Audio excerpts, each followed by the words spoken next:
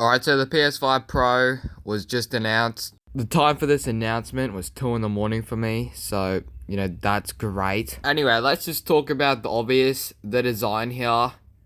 I don't hate it. I'm pretty sure why they've gone with putting the vents on the side is so you can use the console covers from the PS5 Slim. Yeah, so here's a photo here. This is the actual thing in real life. They've done it so that it's taller and seems more like a Pro console, but you can still fit the plates from the PS5 Slim. If you look at it closely, the plates do look like they are different sizes on each console, but I don't know, I sort of just assume if they're going to do the 4-plate design, why not just let people use the plates from the Slim? Also, a bit off topic, but does anyone else realize that PlayStation does not care about the original PS5s?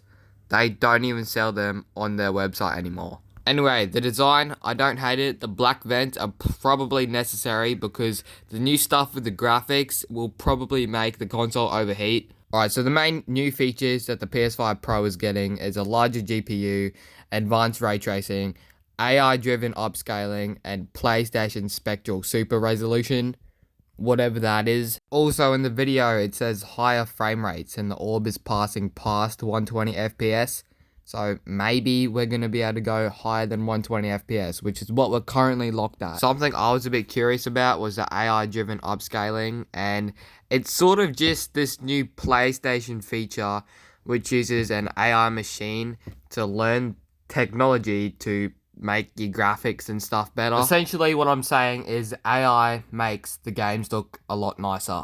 The PS5 Pro will support Wi-Fi 7 and also have a 2TB SSD, which 2TB would be extremely useful. It said in this article here that the ray tracing is at double of triple the speeds that it currently is. So the games are going to look hella clean. It also says that the larger GPU will help render all the things up to 45% faster. So I think that means that it's almost a 50% quicker load time for games, which that is great. Every gamer wants is to get in a game really quickly. They showed off some examples here, and Marvel Spider-Man 2, that already looks like a great game, just looks even better on the PS5 Pro. I mean, the colors and the graphics and all the textures just look so much nicer. They also had examples from Ratchet and Clank, which is also a very good looking game. They also showed off that you can see things far away from you a lot clearer. Not really something I thought they would pinpoint, but hey, I guess it makes the games look nicer. Now, after all these new features, all these new graphic updates that I've talked about,